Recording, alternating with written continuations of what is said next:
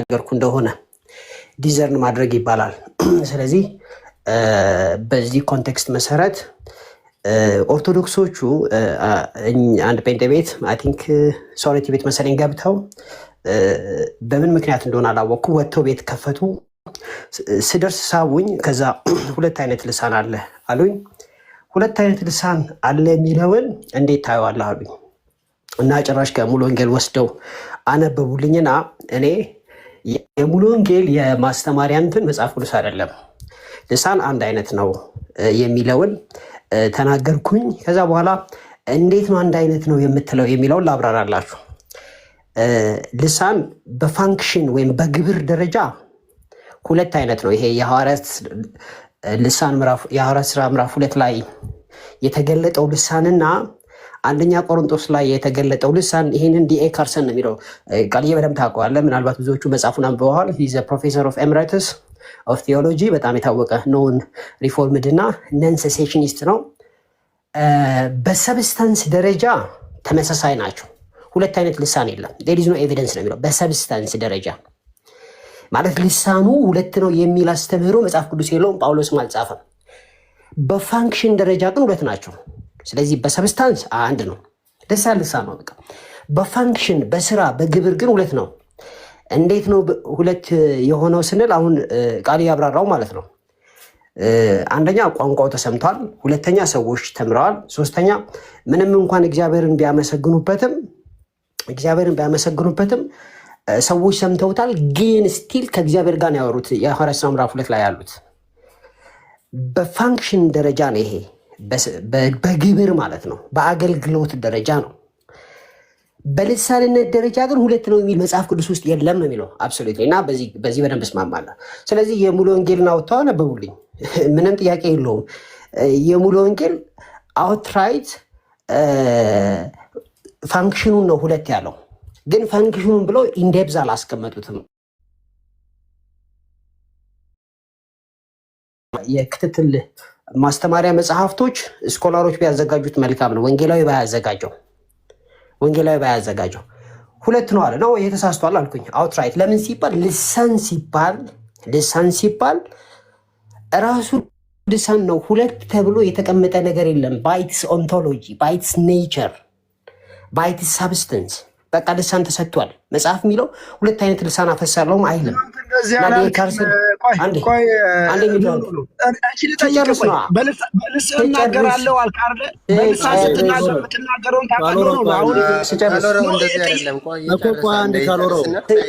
ሀሳቡን ይጨርስና ከዛ በኋላ እዚህ ጋር ልካረለም ጊዜ እኛ ቃሌም ሌላ ምን ጥያቄ ምን ጠይቃቸው ጥያቄዎች አሉን። አሁን ያግራውንድ በሌለበት ዝም ብሎ ቲክቶክ ላይ መጫጫሁ ብዙ የሚያመጣው ነገር አለ ብዬ አላስብም። ግን በቃ እርግጠኛ መሆን የምንችልበት ነገር ሁለቱ ሐዋርያት ሥራ ምዕራፍ 2 እና የአንደኛ ቆሮንቶስ ምዕራፍ 14 እንትን አይደሉም። በቃ ኮንቴክስቹዋሊ የሆነ በጣም አይደንቲካል መሆን አይችሉም። ሂስቶሪካሊ ደግሞ ልሳን ቆሟል ያሉ ሰዎች አሉ። በሴም ታይም ደግሞ አይ ልሳኑ እኮ ይኸው ልሳን ነው የሚሉ ሰዎች አሉ ምናምንና አንዳንድ ሙግቶች ሲቀርቡ የሚቀርቡበት መንገድ ማተር ያደርጋል ብዬ አስባለሁ። ለዛ ነው እንዲህ አይነት ሙግቶች ሲነሱ አንተ ለእኔ ብቻ አይደለም የምትነግረኝ ዳኒ፣ አንተ ስለ ጉዳዩ ምን ታስባለህ የሚለው ነገር ወሳኝ ነው። ሲምፕሊ እኔ ስለ ጉዳዩ ምን አስባለሁ የሚለው ነገር ወሳኝ ነው። ስለዚህ ሁለቱን ቪው ነው ሚዛን ላይ ያስቀምጠን ምን መዝነው ማለት ነው። የግድ መቀባበል የማይኖርብንም ምናምን በዛ መንገድ ቢሆን ይሻላል ብዬ ነው እንጂ ሲምፕሊ እነ ካርሰን አንስቶ ማውራት ይቻላል። ሌሎችም አሉ በጉዳዩ ላይ የሰሩ በጣም ብዙ እንትኖች አሉ፣ ብዙ ስኮላሮች አሉ ከሚታሰበው በላይ ማለት ነው። የአንዳንዶቹ ውሃ ያነሳም ሙግታቸውን ከሆነ አቅጣጫ ሂስቶሪካሊ እንትን ስለሚያደርጉት፣ የአንዳንዶቹ ግን ሪሊዝ ኮንክሪት ነው ምናምን እና እንትን ምቹ ግራውንድ በሌለበት ግን ማውራቱ ብዙ እንትን የሚያደርግ አይደለም ማለት ነው። አንተ ምን ታምናለህ? እኔስ ምን አምናለሁ? ሁለታችን የምናምነው ነገር የትኛው ነው እንደው ጥሩ ጀስቲፋይብል መሆን የሚችለው የሚለው ነገር በዛ መንገድ መሆን አለበት። ከዛ አንጻር ነው መውሰድ ያለበት ብዬ አስባለሁ። ጋይስ አይ ቲንክ አለም መሰለች የምጠይቀው። ሰላም ብያለሁ። አለም ጥያቄ ጠይቂና ቃል ይመልስላል።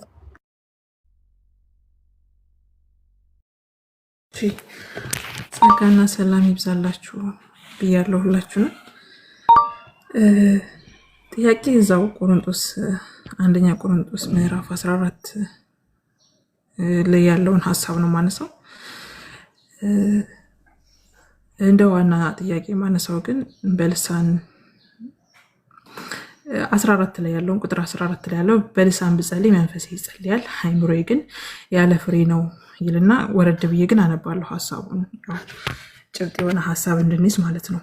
15 ደግሞ እንግዲህ ምድር ነው በመንፈስ እንጸልያለሁ በአይምሮዬ ደግሞ ጸልያለሁ በመንፈስ ይዘምራለሁ በአይምሮዬ ደግሞ ዘምራለሁ።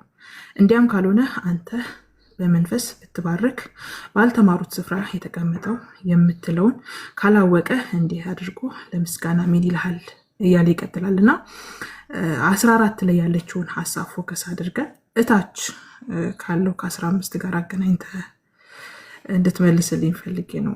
15 ወር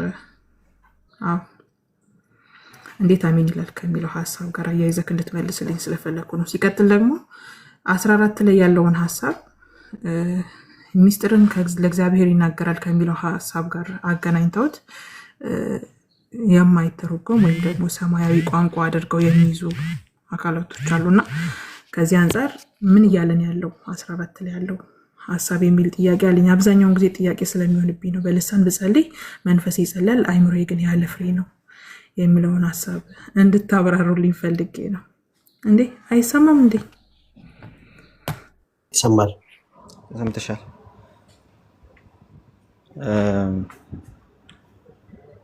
ዳን ያለካ እስቲ እሺ ሂድበትና የሚቀር ነገር ካለ እንትናረጋለን።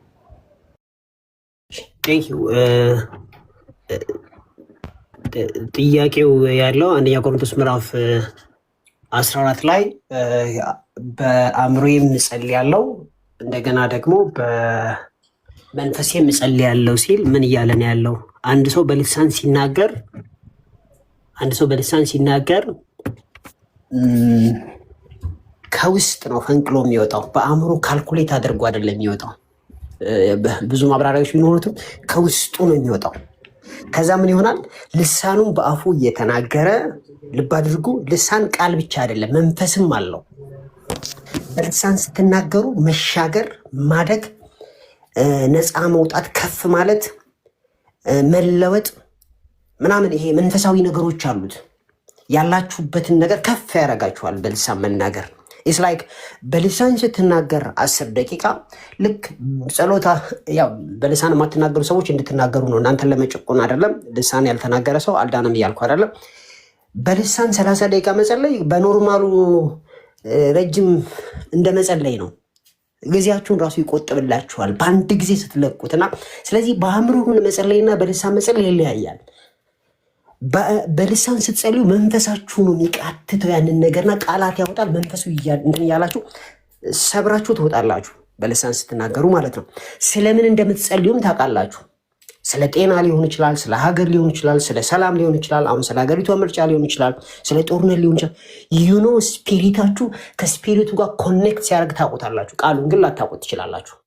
ዳኒ ግን እዚህ ጋር በመካከል ገባው ይቅርታና ማለት በመንፈስ መጸለይ እና በልሳን መጸለይ ልዩነት አላቸው እንዴ? ምክንያቱም እዚህ ጋር በልሳን እጸልያለሁ መንፈሴ ይጸልያል አይምሮዬ ግን ያለ ፍሬ ነው ይላልና ሁለቱም መንፈሳዊ ዓለሞች ናቸው አይደል? ሁለቱም በመንፈስ ላይ የመጣው ልሳን ይያለ ማለት ነው። ያለ ፍሬ መሆን ማለት ምን ማለት ነው እኮ? እሱ ጋር አልመጣውም ገና እኮ። መንፈስ ማለት ልሳን ማለት ነው። መንፈስ መጸለይ ማለት በልሳን መጸለይ ሲሆን ከዛ በአእምሮሽ ምን ታደርጊያለሽ? እንግዲህ ልሳኑ እያወጣ ነው። ጌታ ሆይ እባክህ እንደዚህ አድርግ፣ ወይም ተመስገን፣ ከፍ በል፣ ተባረክ፣ እኔ በዚህ ጉዳይ ደስ ብሎኛል፣ እኔ በዚህ ጉዳይ አዝኛለሁ፣ ወይም ደግሞ ዋቴቨር በአእምሮሽ የሚያስጨንቅሽን ደግሞ በቃልሽ ታወጫዋለሽ። በመካከል በልሳንሽ በርሽን ዘግተሽ እየተናገርሽ ማለት ነው። ስለዚህ በልሳን ስትጸልይ ልሳኑ አንቺ አይደለሽ የምትቆጣጠሪው፣ ሆሊ ስፒሪት ነው የሚቆጣጠረው ልሳኑን።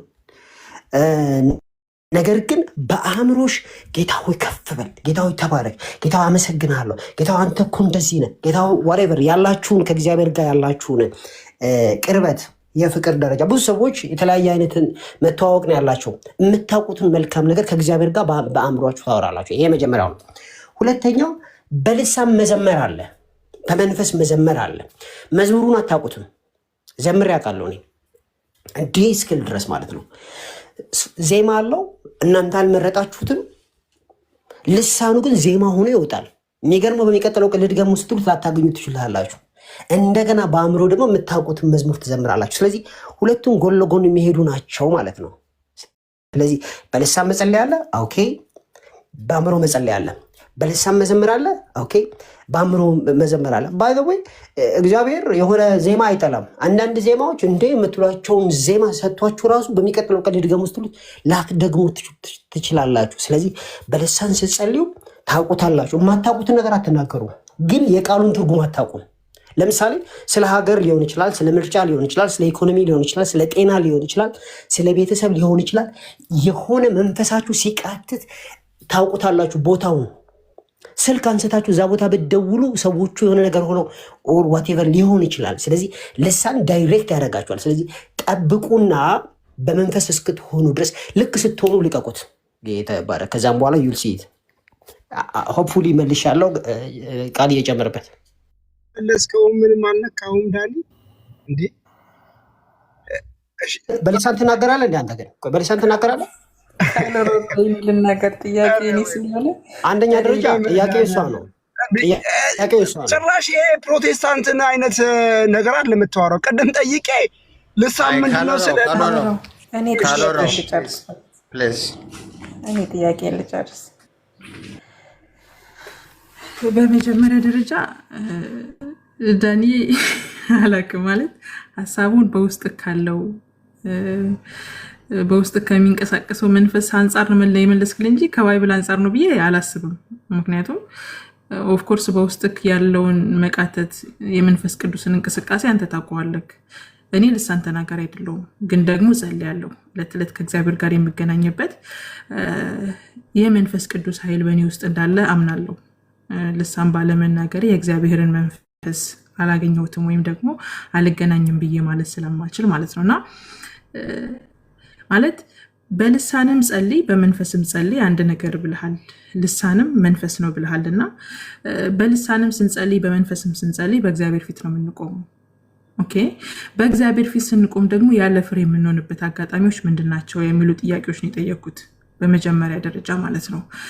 ሲቀጥል ደግሞ ሰው በመንፈስ እየጸለየ ልሳን የሚለውን ወደ ጎን እናደርገውና ችግር የለውም ሁለቱም አንድ ናቸው ብለህ ስለተረጎምክልኝ ማለት ነው።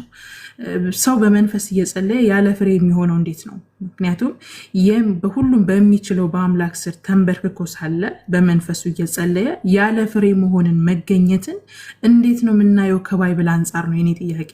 ምክንያቱም እዚህ ጋር ብዙ ጊዜ የሚተረጉሙ አተረጓጉሞች አሉ። ቅድም አንስቻለሁ።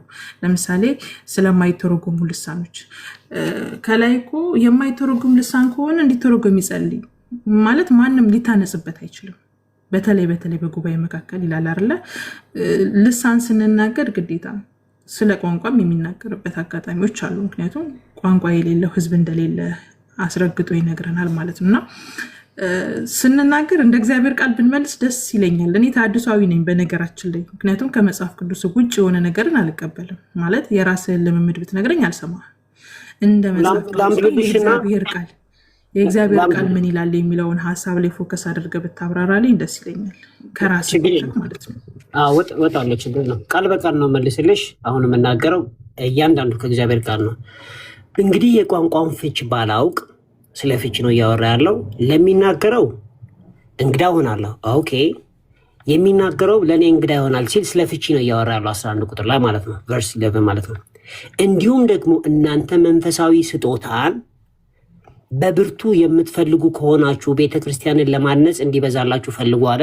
ኦኬ፣ እየተወራ ያለው አሁንም ስለ ትርጉም ነው፣ ስለምታውቁት ነው። ስለዚህ በልሳን የሚናገር እንዲተረጉም ይጸልይ ይላል። ኦኬ፣ ልሳን ስትናገሩ መተርጎም አለባችሁ ማለት ነው።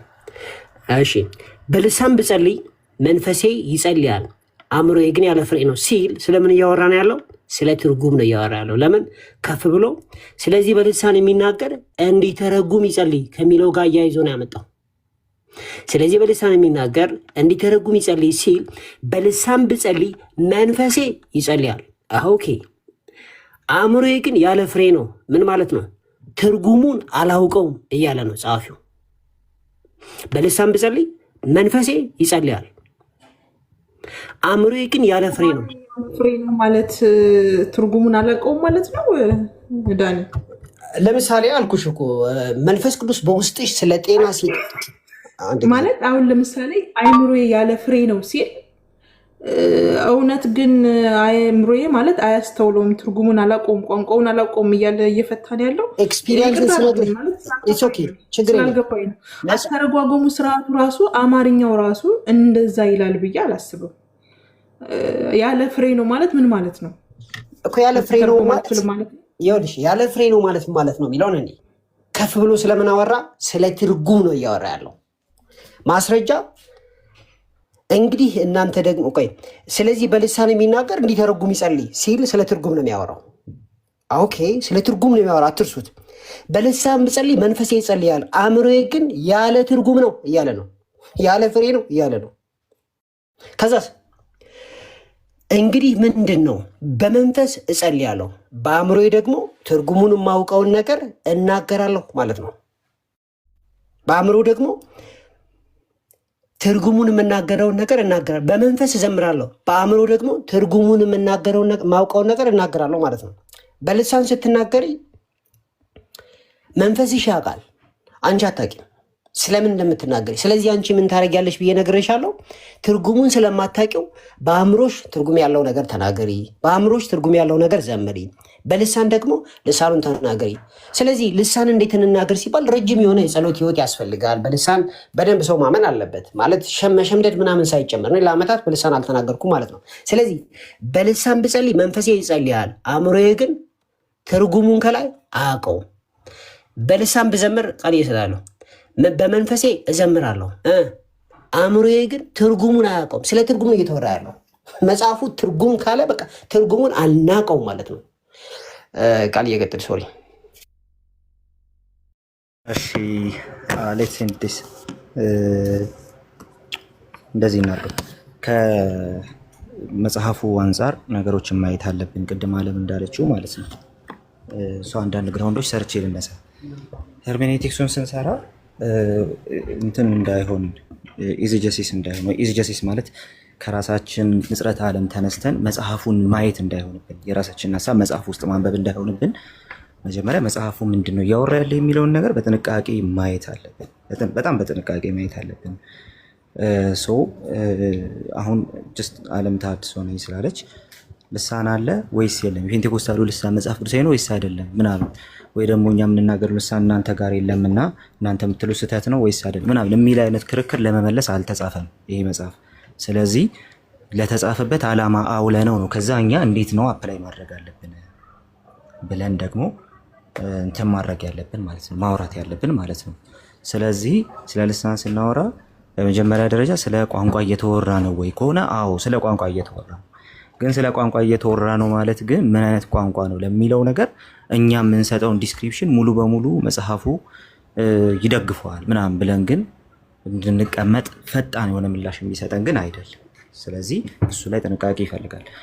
አንደኛ ቆሮንቶስ ምዕራፍ 14 ሲናገር ገና መጀመሪያ ላይ ሲናገር ዓለም ምናልባት ላንመለስበት እንችላለን ጥያቄውን፣ ግን በመጀመሪያ ሲናገር ፍቅርን ተከታተሉ፣ መንፈሳዊ ስጦታንም ይልቁንም ትንቢትን መናገርን በብርቱ ፈልጉ ብሎ ነው የሚጀምረው። ስለዚህ ትንቢትን መናገር ሲጨርስም የሚያነሳው ነገር ትንቢትን ብትናገሩ እንደውም ማህበሩን በጣም ታነጹታላችሁ የሚል ስለሆነ ልሳን የሚባለው ነገር በጣም እነሱ ጋርም ችግር ፈጥሯል። በቃ ክርክር ፈጥሯል ምናምን እንትን በጣም ድብልቅልቁን አውጥቶታል ጉባኤያቸውን። ስለዚህ ገና ሊናገር የፈለገው ነገር ምንድን ነው የሚለውን ነገር እንትን ስትራክቸር ሳናስይዘው ምንም ነገር አንልም ማለት ነው። ምንድን ነው የነበረው ችግር ሲባል ተነስተው ዝም ብለው በልሳን ይናገራሉ። ልሳናቸው ተሳስቷል አልተሳሳተም አይደለም ጉዳዩ፣ ግን የማይተረጎም ልሳን ይናገራል ወይም ደግሞ ተርጓሚ በሌለበት ልሳን ያወራል። ስለዚህ ለዛ ነገር እየተጻፈ ያለ ነገር ነው። ስለዚህ በጥብጣችሁታል ማህበሩን። አሁን ይህንን ማድረግ የለባችሁም። ጉባኤያችሁ ላይ ለሚሆነው ነገር ተጠያቂ ስለሆናችሁ ጉባኤያችሁ ላይ መሆን ያለበት ነገር በመንፈስም በአይምሮም የሆነ ነገር ነው። ፖይንቱ ይሄ ነው፣ አለቀ። በመንፈስም በአይምሮም የሆነ ነገር ነው እንጂ መሆን ያለበት አንተ በመንፈስ የሆነ እንትን እያልክ እየዘመርክ አንተ በመንፈስ በቃ ሌላ ዓለም ገብተህ ጓደኛህን የምትረሳው ከሆነና እሱን የምታሰናክለው ከሆነ ችግር ውስጥ ነው የምትወድቀው። ስለዚህ በልሳን በመዝሙር በመንፈስም በአእምሮ መሆን አለበት። በየትኛው ልሳንም ብቻ አይደለም፣ ዝማሬ ምን በመንፈስም በአእምሮ መሆን አለበት። በአእምሮ ማለት ምን ማለት ነው ፖይንቱ። ኦኬ በመንፈስ የሚለው ቀጥታ ምንም የታወቀ ነገር ነው። የእግዚአብሔር መንፈስ ድራይቭ የማያደርገው የአምልኮ ስርዓት፣ የእግዚአብሔር መንፈስ ድራይቭ የማያደርገው የትኛውም አይነት ነገር ቤተክርስቲያን መደረግ የለበትም። ሁለተኛው ነገር ደግሞ አእምሮ ምንድን ነው? ኢንተሌክትና ይሄ ዲቮሽናችንን አንዳንድ ጊዜ ኢሞሽናችንን ጭምር ጋቨርን የሚያደርገው ነገር ሁለቱ ተናበው መሄድ አለባቸው። ጉባኤ እንደዛ ነው መሆን ያለበት። አለቀ። ጉባኤ እንደዛ ነው መሆን ያለበት። ዛትስ ዋይ እኛ ቀጥታ ዳይሬክትሊ አሁን እያወራንበት ያለነውን ጥያቄ ለመመለስ የተጻፈ መጽሐፍ አይደለም የሚልበት ምክንያት እሱ። ስለዚህ ስፒሪት ፕላስ ኢንተሌክት በቃ ቸርች ላይ መደረግ ያለበት መድረክ ላይ መደረግ ያለበት ነገር ስፒሪት ፕላስ ኢንተሌክት። ስለዚህ እኔ በመንፈስ ምናምን ብላ አንተ ወንበር እየሰበርክ እዛ ማዶ የተቀመጠበትን ከሆነ የሰበርክ እየጣልክ ያለው ችግር ማለት። ስለዚህ በጣም ጥንቃቄ ይፈልጋል። ጉባኤ ላይ በቃ መሰናከያ መሆን የለብንም። ፖይንቱ እሱ ነው። ስለዚህ ትንቢት የሚናገር ለማነጽና ለመምከር ለማጽናናትም ለሰው ይናገራል ይላል።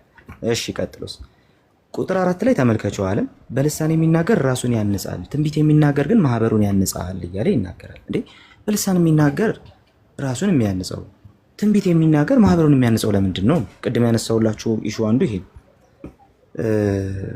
ምክንያቱም ምዕራፍ 2 ላይ ስትመለከቱ ሐዋርያት ሥራ ምዕራፍ 2 ላይ አንድ ጥያቄ አነሳለሁ። ሁለቱ አንድ ናቸው ለሚል ሰው ማለት ነው። ሁለቱ አንድ ከሆኑ እነሱ ሐዋርያቱ ራሳቸውን ያነጹት ወይስ ማህበሩን ያነጹት? ወይም ደግሞ በዙሪያቸው ያለውን ያነጹት ወይስ ራሳቸውን ያነጹት የሚለውን ጥያቄ ያስከትላል። ለማንኛውም ግን እንቀጥል። ከዛ በኋላ ቁጥር 5 ላይ ሁላችሁ በልሳኖች ልትናገሩ ወድ ነበር ይላል። ትንቢት ልትናገሩ ከዚህ ይልቅ እወዳለሁ እያለ ግን ይናገራል። ለምን ሲባል ማህበሩ እንዲታነጽ። ማህበሩ እንዲታነጽ ምን መሆን አለበት? መተርጎም አለበት። ኦኬ ማህበሩ እንዲታነጽ ምን መሆን አለበት? መተርጎም መቻል አለበት። ባይተረጎምስ? ካልተተረጎመ በልሳን የሚናገር ነገር ስህተት ነው የሚሆነው፣ ወይም ደግሞ ጉባኤውን የሚረብሽ ነው የሚሆነው። ስህተት ነው ልሳኑን አይደለም። ጉባኤውን አፕሮቹ ግን ሙሉ በሙሉ ጉባኤውን የሚረብሽ ነው የሚሆነው። ኢቭን ልክ የሆነ ነገር እያደረጋችሁ ጉባኤ መረበሽ ትችላላችሁ ባይዘው። ስለዚህ እሱ ላይ ጥንቃቄ ይፈልጋል። እግዚአብሔር የስርዓት አምላክ ባይዘው። ስለዚህ ስርዓት በጣም ሲጣስ ጥሩ አይደለም። ያ ማለት በስርዓት ተጠፍረን ደግሞ ለእግዚአብሔር ሀሳብ፣ ለእግዚአብሔር መንፈስ፣ እግዚአብሔር ለምናመልክበት ኢንቫይሮንመንት ምንም ምላሽ መስጠት የለበትም። አይደለም ፓርላማ አይደለም ያለ ነው። ግን ደግሞ ነገሮች ምን መሆን አለባቸው? በወጉ መሆን አለባቸው። ስለዚህ ማህበሩ እንዲታነጽ፣ ማህበር መታነጽ ምንድን ነው? ማህበር ማነጽ ማለት ምን ማለት ነው? አሁን ምላሽ እየሰጠን ነው ማለት ነው። ማህበር ማነጽ ማለት ኦብጀክቲቭሊ ለማህበሩ የሚሆን መልእክትን ስትሰጠው ማህበሩ ይታነጻል፣ ይመከርበታል፣ ይከሰስበታል። ኦኬ ስለዚህ ቤቴ ገብቼ ግሮን እያደረግኩ እያለቀስኩ ምናምን በቃ አልጋዬ ስር ተደፍቼ ምናምን ባለቅስ ቃላት ባላወጣ እኔ ታንጬበት እነሳለሁ። ተውት ልሳኑንና ማለት ነው። እሪ ብዬ እያልኩ እየጮኩኝ ማለት ነው። በቃ ምንም ኮንትን አላደረጉ ቃል ካፌ አልወጣሁም። እየጮኩኝ እያለቀስኩኝ ዝም ብዬ በእግዚአብሔር ፊት ብሆን እኔ ተጽናንቼ እነሳለሁ፣ ታንጬ እነሳለሁ። ስለዚህ ሲምፕሊ ለሌሎች ትርጉም የሌለው ነገር ለእኔ ብቻ ትርጉም ያለው ሰብጀክቲቭ የሆነ ነገር ጉባኤ መሀል መደረግ የለበትም። እኔ ብቻ የምታነጽበት ነው የሚሆነው። ስለዚህ ምን መሆን አለበት? ማህበሩን የሚያነጽ ኦብጀክቲቭ ነገር መተላለፍ አለበት። ኦኬ ስለዚህ በጣም ጋይስ እንዲህ አይነቱ ነገር ላይ የኔን ዲኖሚኔሽን ልክ እንድትሆን ፈልገን ብቻ የሆነ የምንሰራው ነገር መኖር የለበትም ማለት ነው። ከዚህ በፊት ባለፈውም ብየዋለሁ። ለምሳሌ ጌታ የተቀበልኩ ቀን ስለ እሳት ሲጸልዩ ሰምቼ ግራ ገብቶኝ እሳት ለምንድን ነው የሚሉት ብዬ ምንድን ነው እሳት እና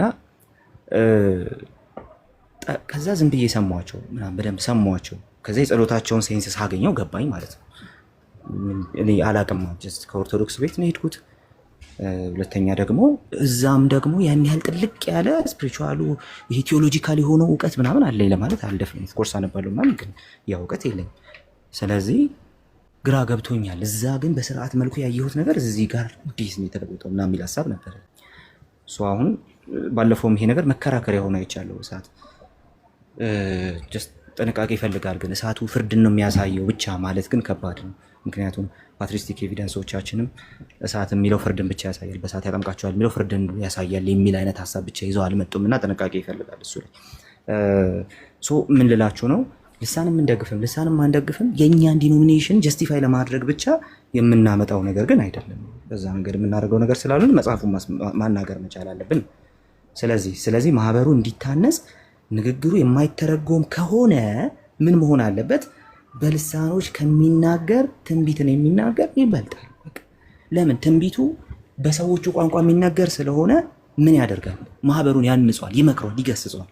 ስለዚህ በልሳን ዝም ብለህ ተርጓሚ በሌለበት ብታወራ እነሱ አይታነጹም። አንተ በቃ መልካም እየጸለይክ ሊሆን ይችላል፣ ግን ማህበሩ ግን አይታነጽም። ችግር ይፈጠራል እዛ ላይ።